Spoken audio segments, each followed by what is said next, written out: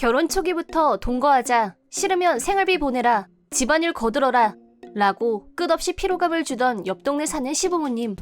남편은 약간 마마보이 기질이 있어서 내가 뭐라고 해도 나쁜 뜻으로 하는 말은 아니니까 엄마가 진짜 힘들어서 그러는 건데 자기가 좀 이해해주면 좋잖아 라고 강 건너 불구경식 태도라 전혀 도움이 안 됐지만 그땐 그래도 시부모님과 적당히 거리를 두면서 견뎌냈었다. 하지만 3년 전 친정엄마가 암투병 끝에 돌아가셨고 엄마 장례식 때 시어머니한테서 귀를 의심할 만한 말을 듣게 됐다. 넌 이제 양친 다 안 계시고 마음에 걸리는 것도 없을 테니까 우리 집으로 들어와도 되겠구나? 네가 돌볼 부모는 이제 우리밖에 안 남았는데 앞으로 잘 부탁한다 라고 그것도 활짝 웃으면서 말이다. 그때 시아버지와 남편은 100% 공감하는 표정으로 고개를 끄덕였다. 머리에 피가 솟구칠 정도로 열이 받았지만 엄마 장례식인지라 여기서 소란을 피우고 싶지 않다는 일념 하나로 참아냈다. 고등학교 1학년이었던 아들과 중학교 2학년이었던 딸아이 그리고 언니 부부도 나와 마찬가지로 분노했지만 모두 잘 참고 엄마를 편하게 보내드렸다. 엄마 장례식이 끝나고 2주 정도가 지나서 언니한테 연락이 왔다. 돌아가신 아빠의 친구라며 어떤 변호사가 찾아왔는데 변호사는 암 선고를 받은 엄마한테서 의뢰를 받아 작성한 유언장이 있다고 전했고 우리 부부와 언니 부부가 같이 변호사를 만났다. 유언장의 내용은 나와 언니가 공평하게 재산을 나눠 갖기 바란다는 어찌 보면 당연한 내용이었는데 유산을 남겼다는 말을 듣고 나와 언니는 진심으로 놀랐다. 집하고 토지 말고도 저금, 주식을 합쳐서 자그마치 10억이 넘는 금액이었다. 우리는 은수저축에도 못 끼는 평범한 맞벌이 부부 가정이었고 특별히 경제적으로 쪼들리지도 않았지만 결코 유복했던 기억은 없었다. 친정집도 평범한 주택이었고 그저 우리 네 식구가 살기에 적당한 크기의 집이었다. 그래서 어떻게 이런 로또에 당첨된 것 같은 돈을 유산으로 남길 수 있었는지 미스터리 그 자체였는데 우리의 의문을 변호사님이 풀어주셨다. 부모님은 신혼 초기부터 조금씩 저축을 해오셨고 두 분의 퇴직금, 아빠 생명보험도 전혀 쓰지 않고 나와 언니 앞으로 남겨둔 거라고 말씀하셨다. 언니 부부는 우리는 아이도 없고 이 나이에 앞으로도 그럴 일은 없으니까 유산은 아이가 있는 여동생한테 모두 주고 싶어요 라고 말했는데 나는 그 말을 그대로 받아들일 수 없었다. 물론 언니 부부에게 아이가 없는 건 사실이었지만 돈이 생기면 둘이서 여행을 다닐 수도 있고 조기 퇴사는 아니어도 앞으로 편안한 노후를 보낼 수도 있을 것이다. 무엇보다 엄마는 언니한테도 유산을 남겨주고 싶은 마음으로 열심히 저축을 했을 거고 그걸 안 받겠다고 하면 엄마 마음을 무시하는 거나 다름없다고 열심히 언니를 설득했다. 그러자 언니 부부도 내 의견을 들어줬다. 알았어. 엄마 마음이니까 감사하게 받을게 라고 해줘서 마음이 놓였다. 나 역시 생각지도 못했던 거금을 유산으로 받게 됐고 이 일은 훈훈하게 마무리됐다고 생각했었다. 하지만 이 일로 인해 우리 가정은 파탄의 길로 들어섰다. 변호사의 말을 들은 남편은 거금이 생긴다는 사실이 너무 기쁜 나머지 시부모님께 총알같이 보고했다. 하지만 나는 엄마 유산은 내 앞으로 받은 거기 때문에 남편은 물론 시부모님은 더욱 관계없다고 선을 그었다. 네 돈이 내 돈인 거지 뭔 소리야 라면서 나를 때렸다. 그리고 왜 네 맘대로 처형말을 고졸해서 손해를 보게 만들어? 우리 엄마 목도 챙겨놔! 라고 DB 폭력 남편으로 변했고 아이들은 그런 남편을 보더니 이혼하라고 나한테 울면서 말했지만 남편은 절대 이혼에 응하지 않았다. DB 피해자로서 보호시설로 피하는 방법도 있었지만 지금까지 내가 당했던 온갖 모욕, 엄마 장례식에서 시부모와 남편이 했던 발언과 무례한 행동을 떠올리며 이대로 피해자로 남을 수 없다는 강한 의지가 불타오르면서 복수를 결심했다.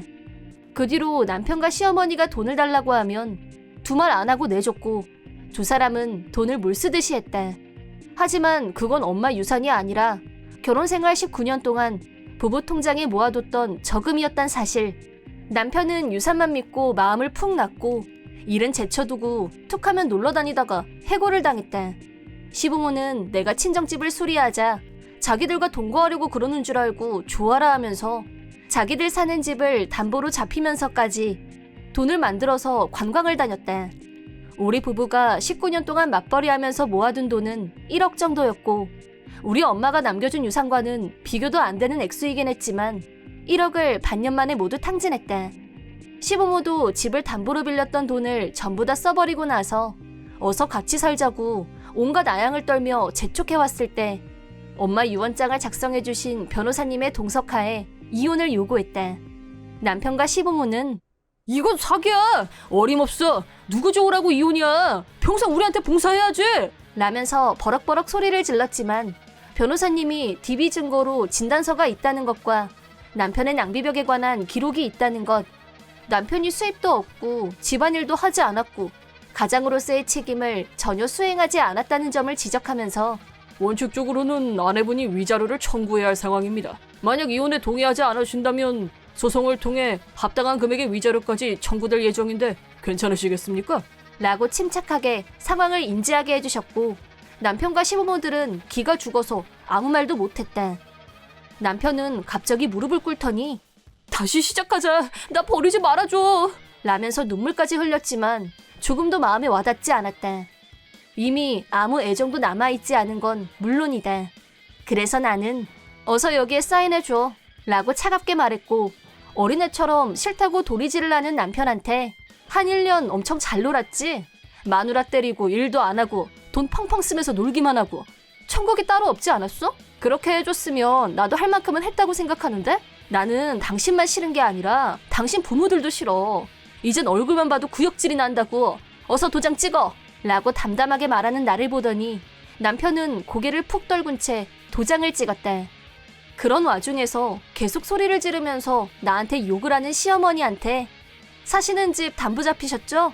앞으로 좀 힘드시겠어요. 저 사람도 무직이고 우리 집도 아직 대출금이 많이 남아있거든요. 위자료는 청구 안 하는 걸로 편의를 봐줬으니까 이 집 대출금에 대해선 난 무관한 걸로 토지도 건축물 대출로 어차피 다 당신 이름으로 계약한 거니까 라고 하자 그제야 자기들이 처한 상황에 대해 현실을 깨달은 것 같았다. 멘붕 그 잡채인 시부모들을 무시하고 승리의 미소를 지어 보인 후 남은 짐을 챙겨서 변호사님과 집에서 나왔다.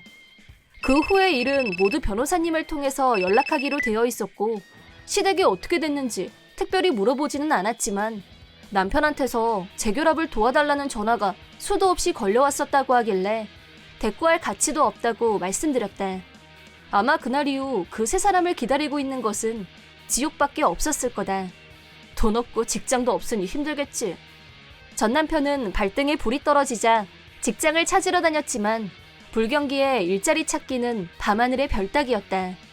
전 남편이 다녔던 직장 여사원 한 명에게 내가 이혼한 이유가 남편의 가정폭력 때문이었다고 살짝 말해뒀기 때문에 아마 옛 동료들도 남편을 대한 인상이 바뀌어서 모두 외면. 빨리 이혼하라고 애원하던 아이들한테는 내가 시간을 끄는 이유에 대해서 충분히 설명했고 그 사이 아이들은 언니 집에 잠시 맡겨뒀었다. 그런 아빠와 있는 건 교육상 좋지 않아서였다. 언니 부부는 우리 애들이 어려서부터 너무너무 예뻐했었고 애들을 부탁하자 언니는 흔쾌히 받아줬다.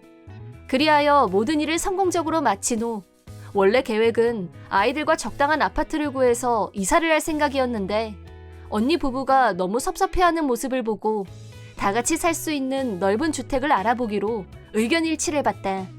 언니 부부는 언니의 불임으로 인해 아이를 가질 수 없었다.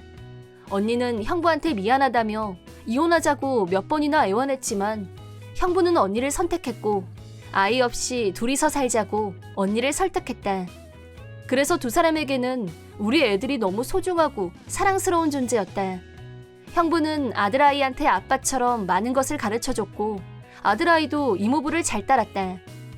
중학생인 딸도 디저트 명인인 언니한테서 요리를 배우면서 사이좋게 지냈다. 언니 부부도 아이들도 모두 행복한 모습이어서 참 보기 좋았다. 그렇게 아이들 방, 내 방, 언니 부부 방 각자의 공간이 있는 집을 구했다.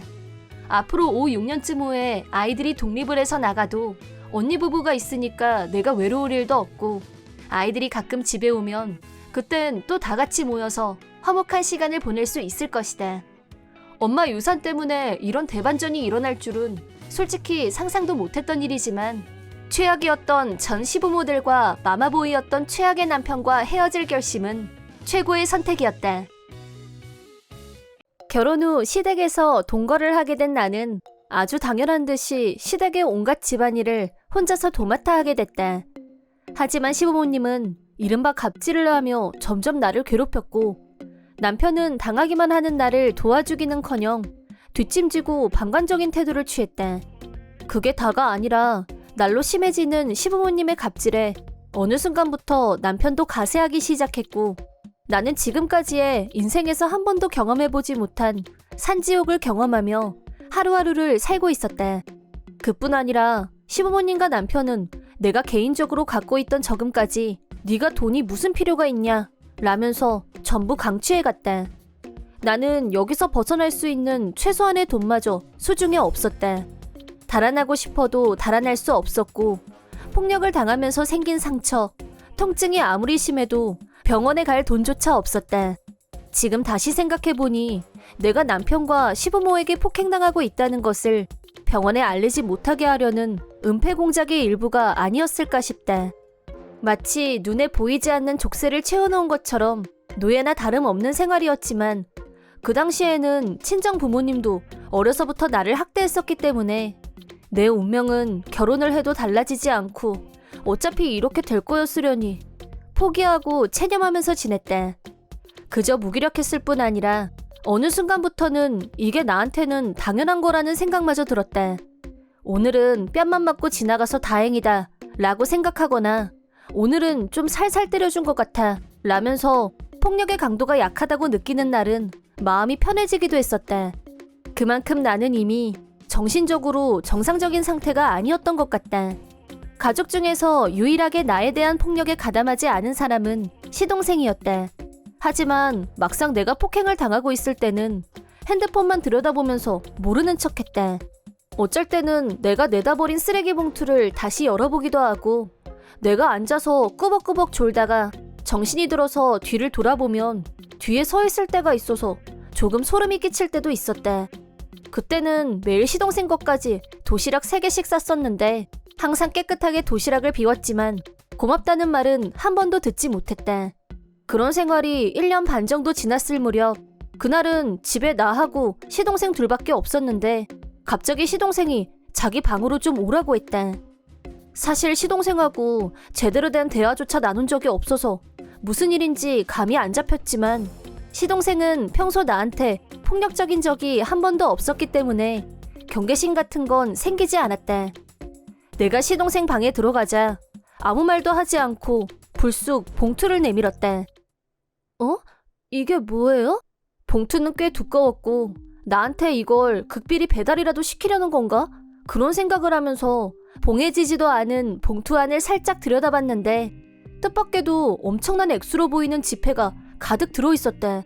돈을 보고 놀란 나는 너무 당황해서 봉투를 바로 시동생한테 돌려줬다. 하지만 시동생은 그걸 나한테 다시 돌려줬고 절대 안 받으려고 했다. 나는 거부하고 시동생은 밀어붙이고 옥신각신하다가 용기를 내서 시동생한테 "왜 이래요?" 라고 묻자 "지금까지 먹은 도시락값" 이라고 짧게 대답했다.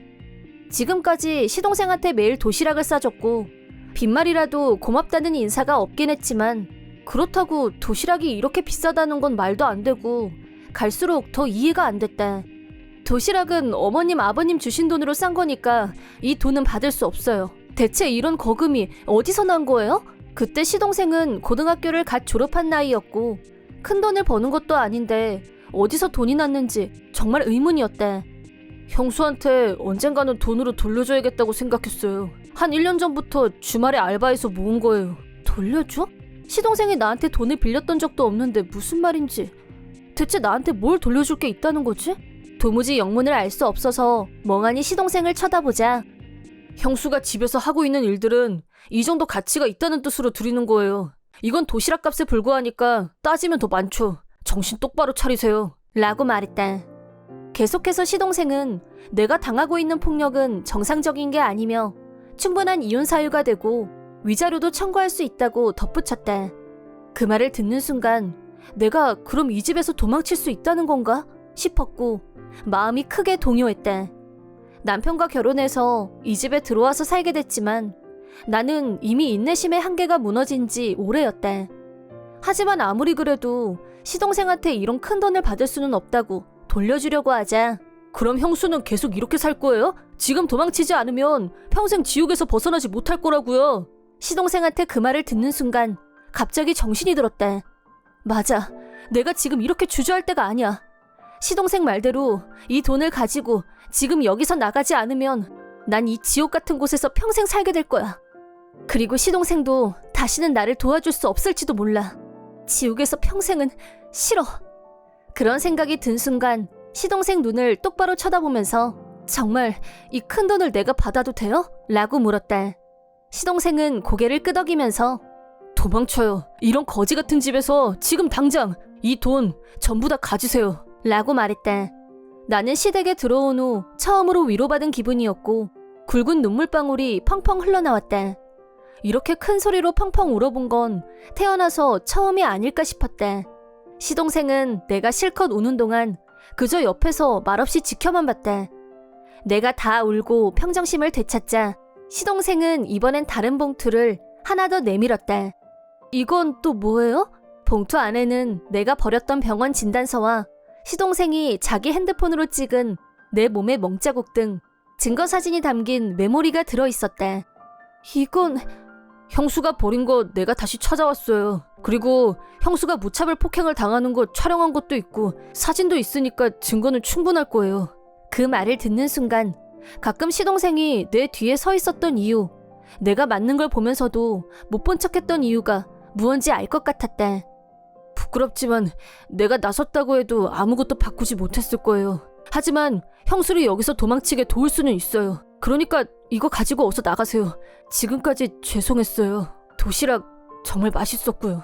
처음으로 시동생한테서 맛있었다는 말을 들으니 가슴이 뜨거워지면서 눈물이 솟았지만 얼른 눈물을 훔쳐냈다. 그리고 나는 즉시 시동생이 준비해놓은 배낭에 증거품과 일용품 등을 넣고 시댁에서 나왔고 시동생이 알려준 변호사 사무실로 직행했다. 그 변호사는 시동생 친구의 누나라는데 내 얘기를 듣더니 나를 돕겠다고 약속해 주셨다. 변호사 비용을 걱정하자 동생 친구의 형수 일인데 어떻게 남의 일이겠냐며 친척 돕는 기분으로 임할 거니까 다른 의뢰와는 다르다고 말씀해 주셨다. 하나부터 열까지 전부 시동생한테 구원받은 느낌이었다. 그 후 들키지 않게 조심하면서 시부모님과 남편을 한꺼번에 고소하는 데 성공. 시부모와 남편은 내가 집을 나간 걸 알고 격노했지만 나는 이미 시댁에서 멀리 떨어진 곳으로 옮긴 후였고 훌륭한 변호사님 덕분에 무사히 거액의 위자료를 받아낼 수 있었다. 시부모와 남편은 내가 집에서 안 보이자 열받아서 난리가 났었다는데 평소에 나를 봐도 못 본 척하던 시동생이 내 탈출을 도왔을 거라고는 전혀 상상 못했고 어차피 돈도 없으니까 근처에 있을 거라면서 집 근처만 이잡듯이 뒤졌다고 한다. 혹시 어쩌면 시동생은 이런 것까지 모두 계산해뒀는지도 모르겠다. 시부모님과 남편은 그저 평범한 수준의 경제 능력을 갖고 있었기 때문에 나한테 위자료를 갚고 난 후 통장 잔고가 완전히 텅텅 비었다. 또 시동생이 수면하에서 열심히 공작 활동을 벌이며 소문을 퍼뜨렸기 때문에 시부모와 남편이 했던 무자비한 짓들이 동네에 소문이 났다고 한다. 그 세 사람한테는 매일같이 폭행을 당했지만 동네 사람들은 나를 보면 항상 다정하게 말을 걸어줬고 아픈 데는 없냐고 걱정을 해줬던 것도 어쩜 시동생 덕이었을까? 아무튼 세 사람은 동네에서 고립됐고 지금은 시댁에 찾아오는 사람도 없다고 한다. 남편 직장에도 같은 소문이 퍼져서 아내를 노예 취급한 사람으로 특히 여사원들한테 따가운 눈총을 받게 됐다는데 결국 회사에서 못 버티고 사표를 쓰고 나왔고 은둔형 외톨이가 됐다고 한다. 시댁에서 나온 후 시동생하고도 연락이 끊어졌었는데 내 형편이 좀 좋아지면 반드시 이 은혜를 갚아야겠단 마음에 변호사님께 물어서 시동생 번호를 알아뒀다. 또 현재 시댁이 어떻게 됐는지도 변호사님이 알려주셨다. 내가 나온 후 시동생도 집에서 독립을 했고 그 후 전 시부모와 남편은 돈이 없어서 월세도 못 내는 처지에서 지금은 공원을 전전하는 홈리스가 됐다고 한다. 그거야말로 천벌을 받은 게 아닐까 싶다. 아직은 시동생 덕분에 받은 돈으로 생활비를 쓰면서 지내고 있지만 하루빨리 생활터전을 자리 잡은 후 반드시 시동생한테 은혜를 갚으리라 다짐하고 있다. 내 이름은 정하나. 1년 6개월 전 남친 한지성에게 프로포즈를 받았고 지난 1년 6개월 동안 충분히 시간을 가진 후 프로포즈를 받아들였다. 결혼 후에도 여자의 사회생활을 인정하는 트인 생각을 가진 남자라고 생각했고 실제로도 그는 모자란 곳이 없는 나한테는 과분한 사람이었다. 하지만 결혼 승낙을 받으러 시댁에 갔을 때 시아버지 될 분을 만난 순간 인생에 먹구름이 들기 시작했다. 시골에서 살고 계신 지성씨 아버지는 처음부터 우리 두 사람의 결혼을 못마땅해 하는 분위기였는데 우리가 얘기를 마치자 버럭 화를 내면서 뭐야? 어디 결혼한 여자가 나가서 일을 한다는 거야? 그게 뭐가 문제인지. 지성이는 장차 우리 회사를 물려받을 후계자야. 지성이 부인은 남편 공경하고 가정 지키고 회사 거두는 여자여야 돼. 아버님이 말하는 회사란 지성씨 고조부님 때부터 사업을 이어왔고 이 지역에서는 사람들이 많이 알아주는 회사였다. 하지만 사실 규모 면에서는 아주 작은 회사였다. 지성씨는 곧바로 아버지에게 반론을 펼쳤다. 우리 회사는 시대 흐름에 뒤처졌을 뿐 아니라 이대로라면 도산할 게 뻔합니다. 전 이런 회사 물려받을 생각 없습니다. 나는 이미 내 일이 있고요. 끝끝 평성은 남 밑에서 빌빌대는 꼴은 대대로 사장님 소리 들은 우리 집안에선 안 될 말이다. 지성씨 아버지는 분노에 찬 눈빛으로 나를 노려보면서 너 저 여자를 이 집안 며느리로 만들 생각이면 다시 교육시켜. 어디서 결혼하고 나서도 회사를 다니겠다는 멍청한 소리를 해. 가정하고 일은 양립 자체가 어불성설이야. 여자는 국으로 집안에서 조용히 살림이나 하는 게 최고야. 이 집안 가풍은 전형적인 남존여비 사상에 찌들어 있었다. 작은 시골에서 가족 경영회사를 대대로 이어오고 있어서 그런지 아버님은 말투 자체가 모두 명령조인 분이었다. 이름이 정하나라고? 그렇게 직장에 다니고 싶으면 우리 회사에 나와서 파트 근무를 하든지 특별히 봐주는 거다. 현재 대도시에서 대기업 정사원인 나한테 왜 이런 시골 영세 기업 파트 근무라는 특별한 혜택을 베푸시는지 전혀 고맙지 않은 제안을 어떻게 거절해야 할지 모르고 있을 때 지성씨가 귓속말로 속삭였다. 이 지역은 여자가 일할 만한 직장이 거의 없어서 아버님 회사에 다니고 싶어하는 여자들이 꽤 있다는 것이었다. 가족처럼 편안한 직장, 이라는 슬로건만 보고 해마다 이 회사를 지원하는 지원자들이 있다고 한다. 어떤 의미에서는 회사 자체가 진짜 가족적일 수도, 구성원들이 전부 가족들이니까 당연히. 하지만 인척관계가 전혀 없는 생판 남인 여사원이 들어오면 살벌한 일이 벌어진다고 한다. 과중 업무에 자빌 몰빵은 물론이고 빨래 빨기, 저녁밥까지 시키면서 잔업수당은 지불하지도 않는 악덕 기업. 쉬지도 않고 자기 회사 자랑을 장황하게 늘어놓는 아버님을 보면서 슬슬 머리가 아파오기 시작했다. 일단은 오늘의 목적, 결혼 승낙을 받기 위해 내 입장을 피력했다. 결혼은 당사자인 지성씨와 저 둘의 문제입니다. 물론 허락을 받으러 온 건 맞지만 저에 대해서 멍청하다느니 일방적으로 비하하시는 건 납득할 수 없습니다. 뭐야? 어디서 여자가 건방지게 암탉이 울면 집안이 망하는 거 몰라? 말끝마다 여자가 꼬박꼬박 깎아내리는 아버님. 그러더니 이런 건방지고 발칙한 여자는 절대 인정 못한다. 결혼이고 뭐고 당장 헤어져. 썩 나가! 지성씨 아버님은 나와 지성씨에게 강압적으로 헤어지라고 명령했다. 결국 우리가 할 수 있는 일은 지성씨 집에서 조용히 나오는 것뿐이었다. 이날 첫 대면에서 함부로 취급하고 막말 세례를 받았던 것만으로도 분통이 터지는데 아버님은 자기 멋대로 지성씨의 혼처를 알아보고 다녔다. 그렇게 해서 고른 여자는 그 지역 출신의 지고지순 스타일이라고 했다. 워낙 작은 동네라 지성씨와도 아는 사이인 모양이었는데 맞선이라니 황당하다는 반응이었다. 아버님은 전화로 맞선을 종용했다. 날짜랑 장소 다 정해놨으니까 너는 시키는 대로 가서 여자애 만나고 와서 네 하고 딱 한마디만 하면 끝이야.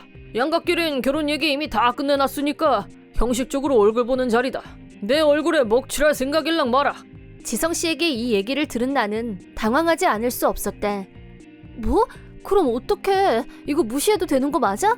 결혼할 사람 있다고 인사까지 시켰는데 이렇게 막가파식으로 나올 줄은 몰랐어. 대책 없는 꼰대. 됐어. 맞선 자리에 안 나가면 다 끝나는 일이야.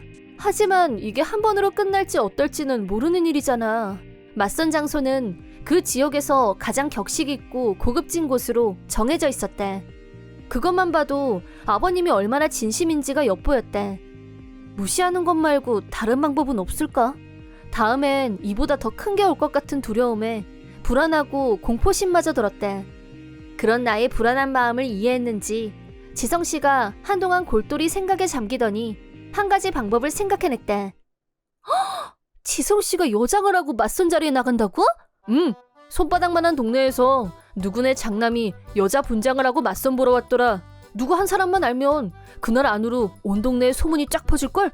하긴 그렇게 되면 이번 맞선은 파토날 게 당연지사긴 한데. 에이, 그 정도에서 끝날 일이 아니지. 시골에서 여장 남자, 성 전환자가 동네에 발이나 붙일 수 있을 것 같아? 미치지 않고서야 나하고 맞선을 보겠다고 하는 집안은 하나도 없을걸? 아무리 대대로 내려오는 사업가 집안에 내가 차기 사장이라고 해도 말이야. 하지만 괜히 그랬다가 그 소문 때문에 평판이 나빠져서 회사가 망하기라도 하면 어쩌라고. 그래도 상관없어. 그딴 회사. 돌아가신 엄마 할머니를 노예처럼 취급하면서 쉬지도 못하게 일만 시켜서 겨우겨우 유지해온 회사야. 여자를 노예처럼 취급하지 않으면 돌아가지 않는 회사가 건전한 경영을 하고 있을 리가 없잖아. 난 그런 회사 처음부터 물려받을 생각 없었어. 알았어. 이왕 이렇게 된 거 나도 적극 도울게. 맞선 당일 나는 메이크업 전문가 친구와 헤어 디자이너 친구들을 모아서 지성씨를 여자로 변신시키는데 총력을 다했대. 친구들은 역시 프로답게 상남자 한지성을 완벽하게 여자로 변신시켰대. 메이크업을 끝낸 지성씨는 여자 옷을 빌려서 패션까지 퍼펙트하게 치장을 끝냈대. 머리부터 발끝까지 변신을 끝낸 후 마지막 관문 맞선 장소로 나는 멀리서 그 장면을 다른 사람들 눈에 띄지 않게 지켜봤대. 맞선 장소에 나와 있던 아버님과 상대쪽 집안 사람들은 여장 차림으로 나타난 지성씨를 보고 모두들 기겁했대. 오래간만에 뵙겠습니다. 저 지성이에요. 제가 아이는 낳을 수 없지만 어쨌든 최선을 다하겠습니다. 지성씨의 징글맞은 웃음소리가 썰렁하게 울려 퍼지자 분위기를 일시에 압도하는 아버님의 격한 고함소리. 이 미친놈이 지금 뭐하는 거야? 한지성, 너 무슨 작당을 벌이는 거야? 저는 사실 며느리를 드리는 것보다 제가 며느리가 되고 싶었거든요, 예전부터. 이젠 알려야 할 것 같아서요. 진한 화장을 한 지성씨가 윙크를 날리자 헉 하는 외마디 비명과 함께 상대쪽 집안 사람들은 다 쓰러졌다. 나도 우연을 가장하고 난입해서 아버님을 한 번 더 놀라게 해드렸다. 어머, 아버지면서 지성씨 취향을 모르고 계셨나봐요? 아님 모른 척하고 일단 결혼시키고 보자, 뭐 그런 거였나? 아버님은 얼굴이 시뻘개졌다. 맞선 결과는 더 말할 필요도 없었다. 인사가 끝나기도 전에 상대쪽 가족들은 모두 나가버렸고 나와 지성씨의 작전은 대성공이었다. 지성씨 말처럼 여자를 노예 취급하면서 겨우겨우 생명을 이어가던 비인간적인 영세기업의 운명은 이번 맞선 사건으로 인해 한순간에 적자 운영으로 돌아섰고 곧 도산할 거라는 말이 돌았다. 마침내 아버님은 우리를 찾아와서 무릎을 꿇었다. 부탁한다. 자금이 씨가 말랐어. 회사 굴릴 돈이 필요해. 지성씨가 꿈쩍도 하지 않고 돈을 빌려줄 수 없다고 하자 이번에는 나한테 머리를 숙였다. 부탁한다 하나야. 너도 대기업에서 일한다고 들었는데 돈 좀 있지? 요즘은 여자들도 능력 있는 시대라서 너 조건 같은 거 들은 거 없니? 조금만 빌려줄 수 있을까? 저 그런 돈 없어요. 그러고 싶지도 않고요. 어떻게 갑자기 여자한테 돈을 빌릴 생각을 하셨어요? 자존심도 없으세요, 남자가? 그동안 자신이 그토록 강조했던 남존여비에 빗대어 한마디 쏘아주자 아버님은 얼굴이 시뻘개졌대. 아님 생각이 바뀌셨어요? 노동력도 여자, 자금도 여자한테 기대자, 뭐 이런 주의로? 그런데 그럼 아버님은 대체 무슨 역할을 하시는 거예요? 여자들 뒤에 숨어서 목소리만 키우는 거 아니세요? 하고 싶은 말을 다 하고 속이 시원해진 나와 지성씨는 아버님을 바로 내보냈다. 예상대로 아버님 회사는 도산을 맞았다. 거래처도 그렇고 평소 알고 지내던 사람들 중에 아무도 도와주는 사람이 없던 걸로 봐서는 아버님의 여성 비하 발언은 모든 사람에게 불쾌감을 주었던 게 분명하다. 아버님은 대대로 이어온 회사가 자신에 대해서 끊어졌다는 것에 크게 낙담했고, 어쨌든 지금은 대놓고 하던 여성 비하 발언을 하지 않게 됐다. 나는 아버님께 혹시 마음이 있으시면 우리 회사에 파트 근무 자리를 알아봐 드릴 수도 있다고 일부러 전화를 해서 위로를 드렸다. 내 이름은 정정혜. 남편 왕진상과 둘이서 살고 있고 나이는 25이다. 화장품 회사에 다니고 있는 나는 일과 가정이라는 두 마리 토끼를 잡기 위해 매일 바쁜 하루하루를 보내고 있다. 남편은 자유분방한 성격으로 프리랜서 컨설팅 일을 하고 있는데 격리 일은 전부 내가 담당하고 있다. 시댁은 우리 집에서 차로 10분 거리에 있는데 시아버지는 돌아가셨고 시어머니가 혼자서 살고 계신다. 결혼 얘기가 오고 갈 때 남편은 시어머니와 같이 살자고 했지만 나는 그 제안을 거절했다. 이유는 시어머니가 최강 극성 엄마였기 때문. 이미 결혼 전부터 나에 대한 적대감을 완전 노골적으로 드러내서 당황스러웠다. 이런 일을 부모님한테 다 얘기해왔기 때문에 우리 부모님도 동거에 대해서 극반대였다. 시집살이가 뻔히 예견된 일이었기 때문에 남편을 설득해서 동거는 없던 일로 만들었다. 남편은 장남도 아니고 차남이었기 때문에 반드시 시어머니를 모셔야 하는 입장도 아니었다. 하지만 장남 며느리도 나와 같은 이유로 시어머니와의 동거를 거부하고 있었다. 남편은 동거를 하지 않는 대신 자기가 가고 싶을 때는 언제든지 시댁에 가는 걸 허락해달라고 조건으로 걸었다. 나는 그 조건에 동의했고 결혼 후 남편은 집에 없는 날이 많았지만 동거하는 것보다는 100배 낫다고 스스로를 위로하면서 참고 있는 중이다. 그러던 어느 날이었다. 남편이 일 때문에 필요하다며 동사무소에 가서 주민등록등본을 떼다 달라고 했다. 동사무소에 가서 주민등록등본을 발부받고 내용을 확인하다가 눈이 튀어나올 정도로 충격적인 걸 발견했다. 나와 남편의 관계가 동거인으로 기재되어 있는 것이었다.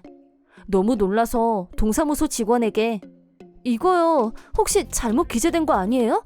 라고 물었다. 하지만 직원은 그런 일은 절대 불가능합니다. 라고 답변했다. 확실하게 하려고 호적 등본도 떼서 내용을 확인했는데 호적 등본상으로는 나와 남편이 결혼한 사실이 전혀 기재되어 있지 않았다.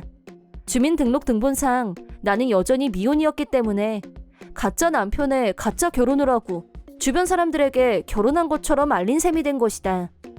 나는 혼인신고를 하러 구청에 갔을 때의 일을 돌이켜보았다. 혼인신고는 둘이서 같이 하러 갔었지만 갑자기 배가 아파서 내가 화장실에 뛰어간 사이 남편이 혼자서 제출을 해버렸다. 그때 내가 왜 나 안 기다렸어? 역사적인 순간인데 그걸 혼자서 제출하는 법이 어디 있어? 라고 남편에게 항의하자 혼자 하든 둘이 하든 제출만 하면 됐지 뭘 그래? 라고 했던 게 생각났다. 동사무소에서 바로 남편한테 전화를 걸어서 당장 집으로 오라고 했지만 바쁜 일이 있어서 집에 못 온다고 말했다. 어쩔 수 없이 전화로 나하고 당신하고 정식으로 결혼한 부부가 아닌 걸로 되어 있는데 이게 어떻게 된 일이야? 라고 따져 묻자 남편은 담담하게 그때 혼인신고서를 제출하지 않고 쓰레기통에 버렸다고 자백했다. 뭐라고? 대체 왜 그런 건데? 라고 다시 묻자 엄마가 동거 안 할 거면 결혼은 하지 말고 언제까지고 내 아들로 호적에 남아있어 달라고 쓸쓸하게 말씀하셔서 그랬어. 라고 자기 딴엔 효를 택했을 뿐 절대 잘못한 게 없다는 듯이 말하는 걸로 들렸다. 이 일은 나뿐만 아니라 우리 결혼식에 참석한 부모님, 친척들, 친구들까지 나를 아는 모든 사람을 속인 게 되는데도 남편의 태도에서는 죄책감이나 미안함이 1도 느껴지지 않았다. 지금 그게 말이 된다고 생각해? 남들은 내가 결혼해서 유부녀인 걸로 알아. 당신이 지금 얼마나 많은 사람을 속였는지 아냐고!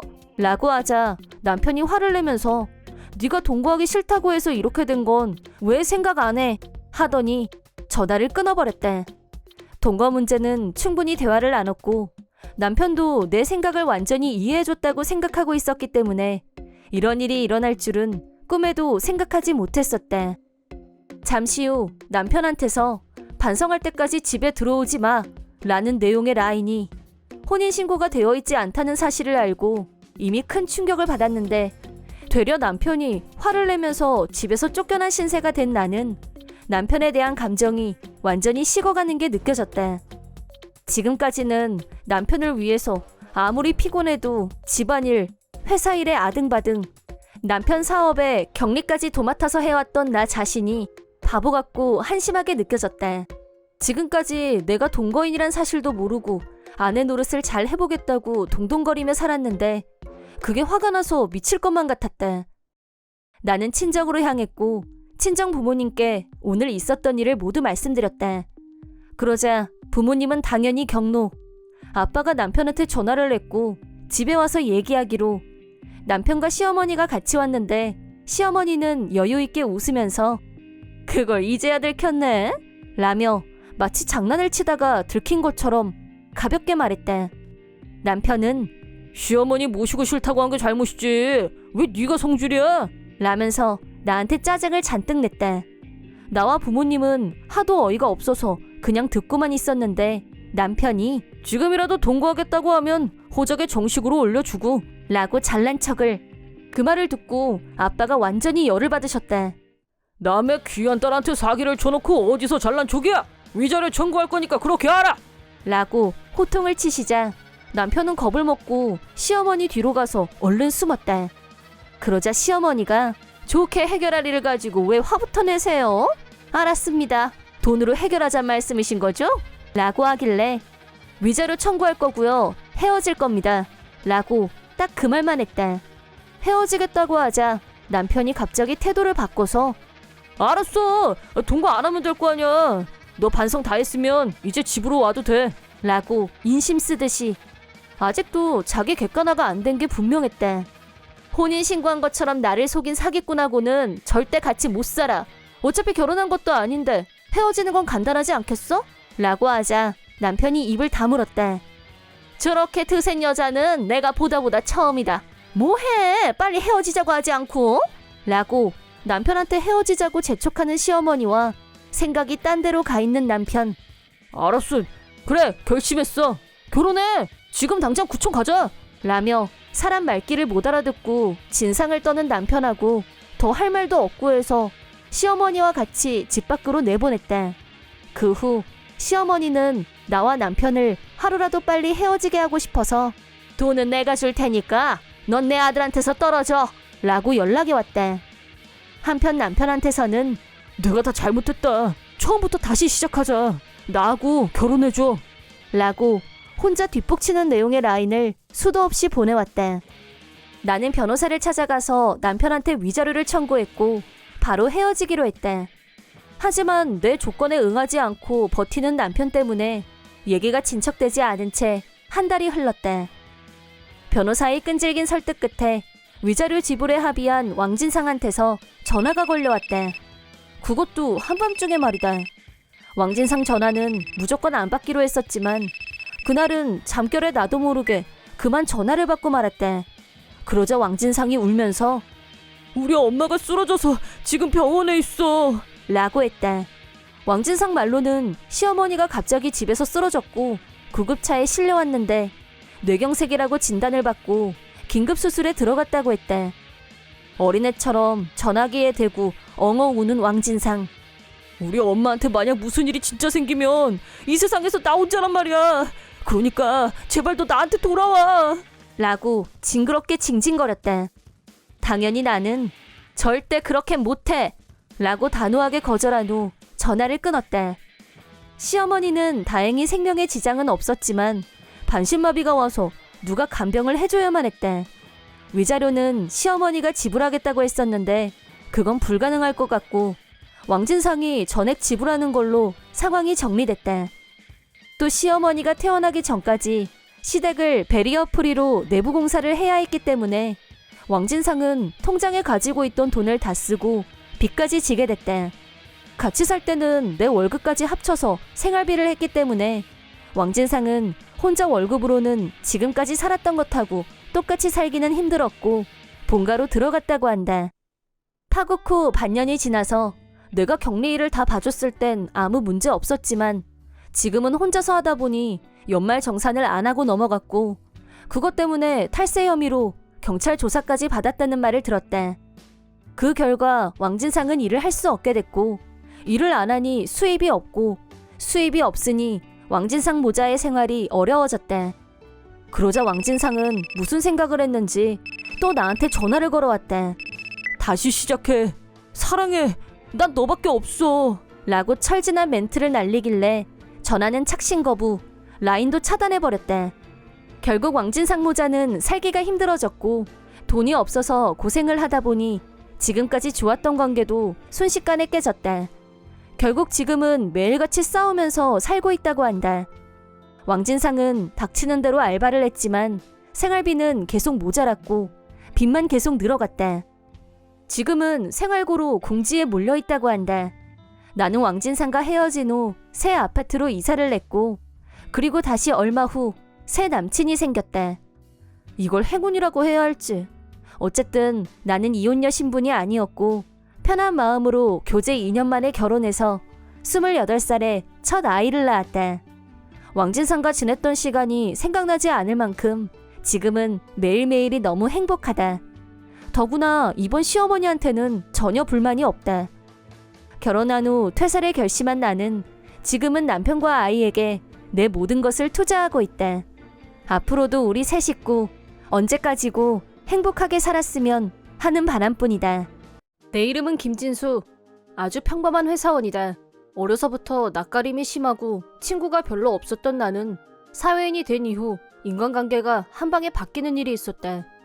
나름 수입이 안정되고 나서 취미 삼아 한 애니메이션 동아리에 들어간 걸 계기로 공통된 취미를 가진 사람들과 만나다 보니 금방 친해졌고, 정모 술자리에 참가하는 게 일상의 한 즐거움이 되어 있었다. 술자리에서의 화제는 단연 애니메이션이었고 이야기는 즐거웠고 시간은 금세 지나갔다. 동아리에 들어간 지 2년 후 새 멤버가 들어왔기 때문에 환영회를 열기로 했다. 매번 술자리를 주선했던 방주선이 소개한 사람은 첫인상이 조금 가벼워 보였던 한진상이란 사람이었다. 그럼 자기소개 부탁드립니다. 네, 처음 뵙겠습니다. 한진상이고요. 여러분 반가. 한진상은 겉보기엔 흔히 볼 수 있는 요즘 젊은 애들이었지만 역시 대화를 해보니 애니메이션 마니아가 맞았고 대화도 잘 통할 것 같았다.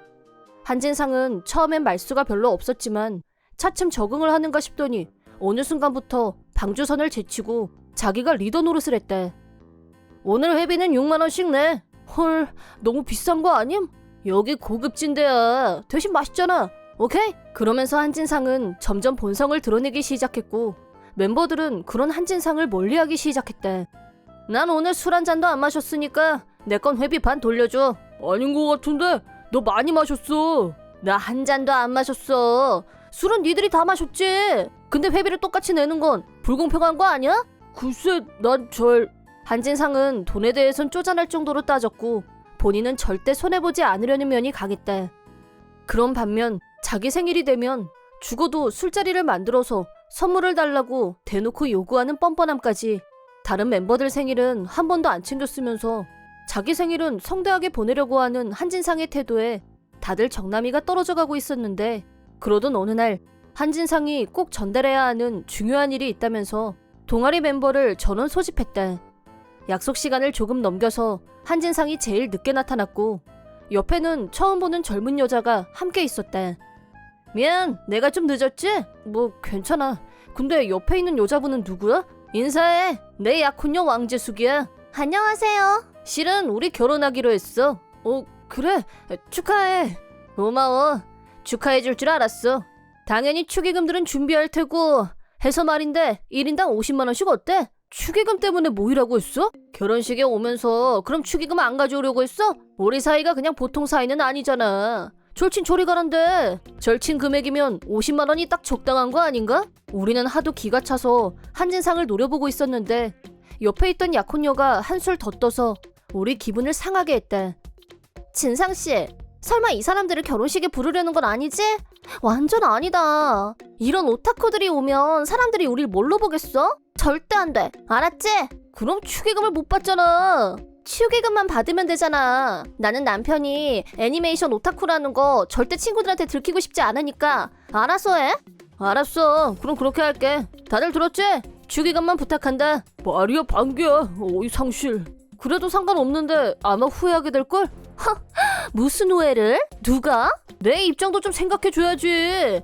니들도 보면 알겠지만 우리 재숙이 얼짱의 인기 짱이란 말이야. 오타쿠 세계와는 전혀 다른 리얼 여친이라고. 우리 재숙이 마음도 좀 이해해주고. 내가 니들 절친인데 협조 좀 해줘. 아무튼 다시 한번 말하는데 비호감 오타쿠들은 절대 우리 결혼식에 초대 안 할 거니까 그렇게 알고 축의금은 결혼식 전에 진상 씨한테 전해줄 것. 오케이? 진상 씨 그만 가자. 그래. 그럼 부탁한다. 자기들 하고 싶은 말만 하고 가버리는 두 사람을 보면서 우리는 우선 한진상을 동아리에서 제명시키기로 결정했다. 하지만 그 전에 우리를 이용하고 자기 물건처럼 취급하려고 한 한진상의 죄를 덮고 넘어갈 수는 없었다. 그리하여 우리는 한진상과 약혼녀 왕재숙에게 복수할 계획을 세웠다. 그런 사정을 전혀 모르고 있는 한진상은 축의금을 보내라고 멤버 전원에게 연일 독촉 메시지를 보냈는데 우리는 행동 지침을 정하고 다 같이 무시했다. 그렇게 저렇게 한진상 결혼식 날이 됐고 한진상은 결혼식 직전까지 니들 축의금 왜 안 보내? 라면서 닥달을 냈다.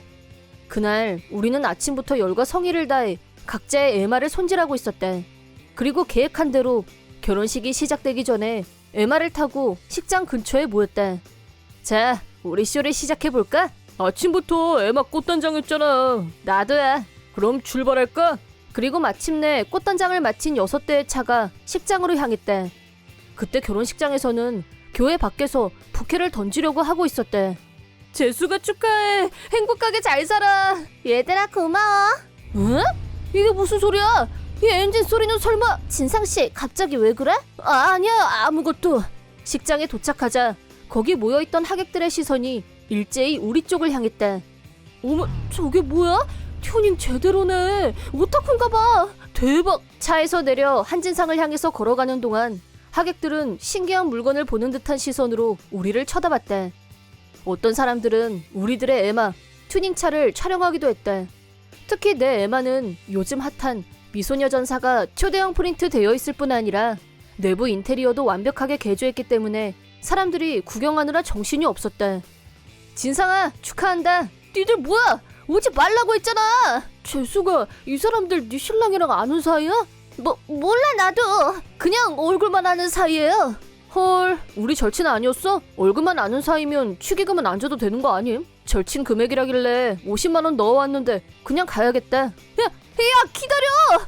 내가 분명히 축의금만 보내라고 했잖아. 근데 왜 여기까지 온 거야?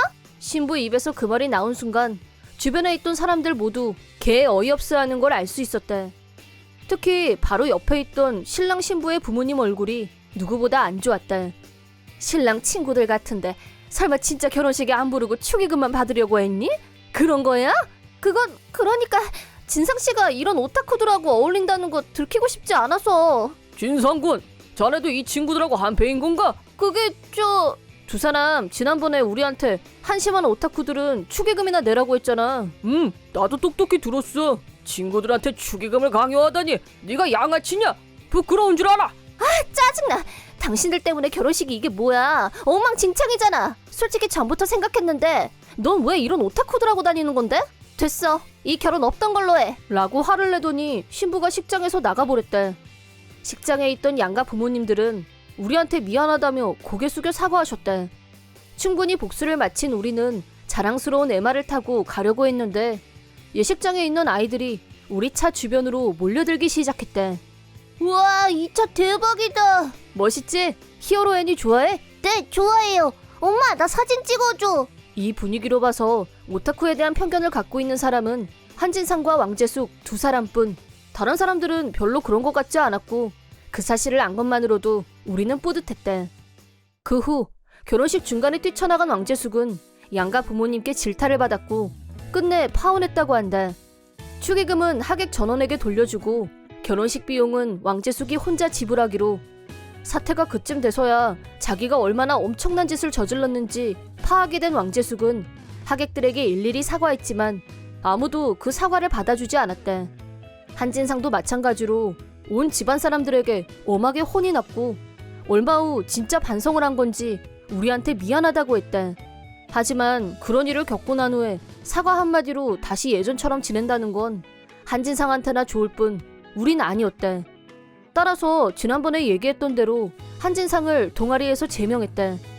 한진상이 안 보이니 우리 동아리는 전처럼 평화로운 분위기를 되찾았고 다시 화기애애한 분위기 속에서 술 모임을 가질 수 있게 됐다. 내 이름은 정희연, 백화점에서 일하는 정직원이고 나이는 27살이다. 남편 왕재수와는 3년 전에 결혼했지만 아직 아이는 없었다. 그 이유는 남편의 수입이 너무 적어서였다. 남편은 중소기업에서 영업사원으로 일하고 있는데 내가 짐작하기에 업무 능력이 뛰어난 사람은 아닌 것 같다. 그걸 증명하듯이 남편의 수입은 오를 줄 몰랐고 늘 저소득에 머물러 있었기 때문에 내가 일을 그만두면 당장 생활비도 모자라다는 게 우리 부부의 현실이었다. 그런데도 남편은 돈을 아낄 줄 몰랐고 있으면 있는 대로 다 쓰는 사람이라 돈 관리는 전부 내가 도맡아서 하고 있다. 나는 결혼 전부터 계속 같은 직장에서 일하고 있었고 내가 하는 일에 보람을 느끼고 있다. 그래서 나는 남편 월급이 적어서 일을 한다기보다는 이 일을 좋아해서 하고 있다고 생각하는 쪽이었다. 그런데 요즘 들어 남편이 나한테 직장을 그만 다니라고 자꾸 태클을 걸어왔다. 다름 아닌 시어머니를 모셨으면 하는 게 이유였다. 시댁은 우리 집에서 차로 1시간 이상 걸리는 곳에 있었고 직장에 다니다 보면 시댁에 자주 찾아뵙는 건 무리였다. 남편은 그게 불만인 듯 했지만 시어머니는 아픈 데 없이 건강하셨고 다른 형제가 없는 것도 아니고 시아주버님도 있는데 내가 굳이 모실 이유는 없었다. 그래서 남편이 왜 자꾸 그런 말을 하는지 솔직히 이해가 안 됐다. 남편이 직장을 그만두라고 할 때마다 내가 회사 그만두면 우린 어떻게 생활하는데? 라고 하면 남편은 넌 마누라가 돼서 남편을 받들기는 그냥 말투가 그게 뭐야? 라고 발끈할 뿐 내 질문에 제대로 된 답변은 하지 못했다. 아무튼 나는 남편 의견은 무시하고 회사에 계속 다녔는데 어느 날 회사에 도착하자마자 부장님한테 호출을 받았다. 무슨 일인가 싶어서 무슨 일로 부르셨어요? 라고 묻자 부장님은 대답 대신 내 이름이 적혀있는 사표를 내보이셨다. 부장님 말씀으로는 오늘 오전 우편으로 도착했다는데 필체가 나하고 달라도 너무 달라서 이상해서 부른 거라고 하셨다. 나는 사표를 쓴 적도 보낸 적도 없었기 때문에 범인은 남편이란 걸 바로 짐작했다. 부장님께 회사를 그만둘 생각은 전혀 없다고 분명히 말씀드렸고 그날 저녁 남편한테 따졌다. 그러자 남편은 전혀 반성하는 기미도 없이 자기가 보낸 게 맞다며 큰 소리를 땅땅 쳤다. 그러더니 네가 내 말을 무시하니까 그런 거 아니야 라면서 화를 냈다. 이건 도저히 용서할 수 없다는 생각에 내가 분명히 회사 안 그만둘 거라고 했지? 라고 따지자 남편은 내 부모, 형제를 최우선으로 하지 않는 여자는 내 마누라 자격 없어 라면서 극노. 도저히 대화가 안 통했고 나는 방으로 가서 내 분노를 사귀는 데 집중했다. 그날 이후 나와 남편은 당분간 냉전 상태에 들어갔다. 일주일 후 평소처럼 퇴근해서 집으로 갔는데 남편과 시어머니가 험악한 얼굴로 내가 오기를 기다리고 있었다.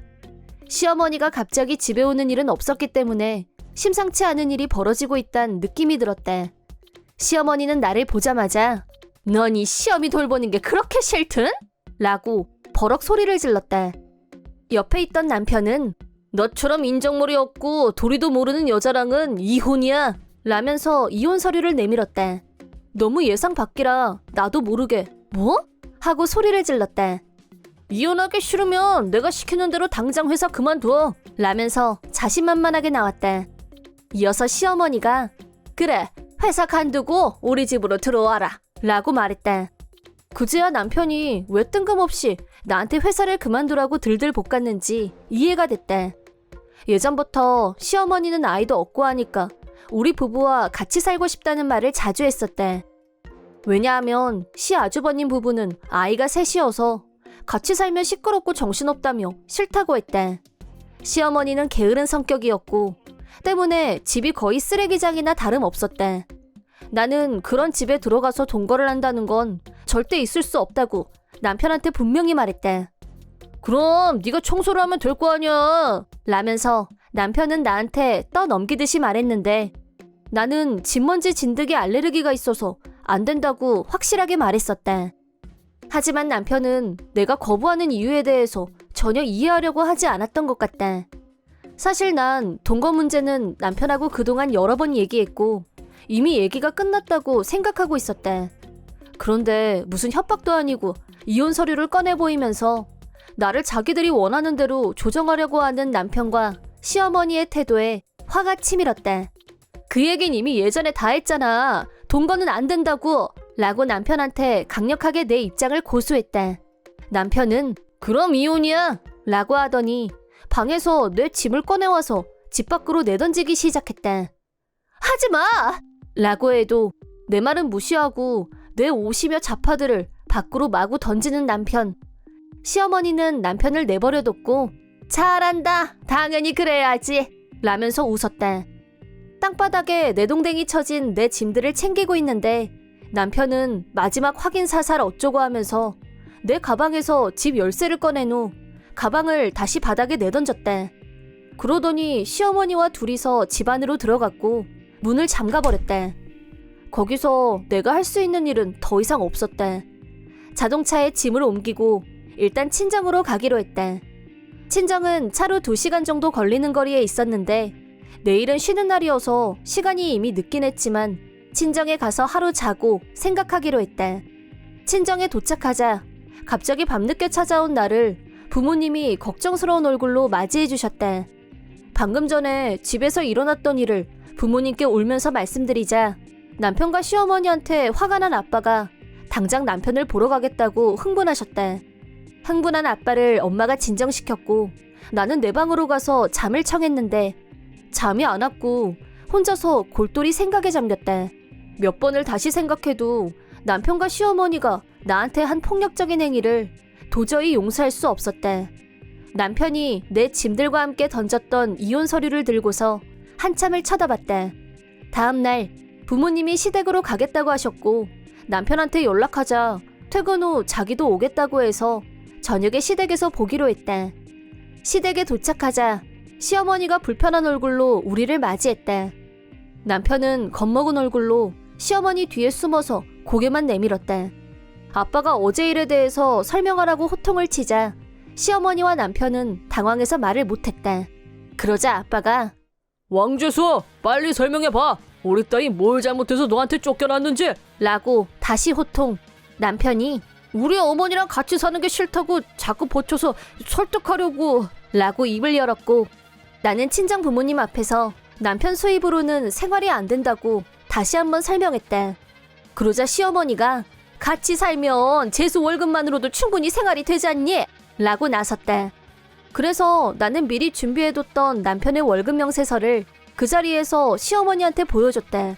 거기에 보태서 매달 꼼꼼하게 기입한 가계부를 보여줬더니 남편이 자기 수입보다 지출이 더 많다는 걸 알고는 시어머니의 태도가 급 달라졌다. 수입이 150만 원인데 교재비, 담배, 술값, 잡비가 180만 원? 너 이거 사실이니? 남편은 작은 소리로 망했다 라고 하더니 입을 꾹 다물었다. 이 사람은 생활비를 가져오는 게 아니라 마이너스예요 라고 내가 목소리를 키우자 시어머니는 입을 다물었고 우리 부모님도 어이없다는 듯이 혀만 찼다. 동거를 한다고 해도 내가 직장을 그만두면 생활비가 한 푼도 없게 될 거란 걸 파악한 시어머니는 손바닥 뒤집듯이 동거 얘기는 없던 걸로 할 테니까 앞으로도 우리 재수 잘 좀 부탁한다 라고 얍삽하게 태도를 바꿨다. 이미 늦었어요. 이혼 서류 오늘 낮에 접수했거든요 라고 대답했다. 어젯밤 밤새도록 충분히 생각한 결과 이혼 서류를 제출하기로 결정 내렸고 마침 오늘 쉬는 날이어서 미룰 것 없이 즉각 접수시켰다. 동거를 하게 만들려고 나를 협박하고 생활비도 안 주면서 강요하고 집에서 내쫓는 폭력도 서슴지 않는 인간과 평생을 산다는 건 불가능하다는 게 내 결론이었다. 내가 이혼 서류를 접수했다고 하자 시어머니와 남편은 진심 놀라는 얼굴이었다. 그러더니 남편이 말도 안 돼. 난 그냥 너 겁주려고 이혼하자고 한 거였는데 라고 후회했지만 이미 때는 늦었다는 사실. 그러지 말고 나 사실 이혼할 생각 없었어. 어제 일은 내가 사과할게 라고 매달리는 남편을 깨끗하게 외면하고 시댁에서 나와버렸다. 그 후 이번에는 내가 남편을 집에서 내보내고 나는 지금까지 살았던 것처럼 똑같이 생활했다. 나한테서 쫓겨난 남편은 시댁으로 들어갔지만 남편은 월급을 받아도 돈 한 푼 안 내놨고 결국 연금으로 생활하는 시어머니한테 부담만 주면서 두 사람 사이도 틀어졌다. 그러자 결국 남편은 나한테 재결합하자며 몇 번이나 연락이 왔지만 나는 너무나도 당연하게 거절했고 즐거운 싱글 라이프를 선택했다. 나는 아직 20대였고 제2의 인생을 살 기회가 얼마든지 있다. 장차 전 남편보다 더 좋은 남자가 나타나기를 기대하는 바이다. 전 남편 왕재수는 시어머니와 매일같이 싸웠고 그러다 정신적으로 무너지면서 회사도 그만두고 집에 틀어박혀서 운둔형 외톨이로 지낸다고 한다. 그런 전 남편을 건사하기 위해 시어머니는 친척들한테 계속 돈을 빌렸고 이젠 아무도 시어머니와 만나려고 하지 않는다고 한다. 시어머니는 그렇게 아들하고 같이 살고 싶다고 노래를 하더니 막상 좋은 일은 하나도 없고 되려 평생 고생길이 훤하게 열린 셈이다. 이 모든 것은 본인들이 판 무덤이니 두 사람은 나한테 했던 짓을 평생 후회하면서 살게 될 것이다.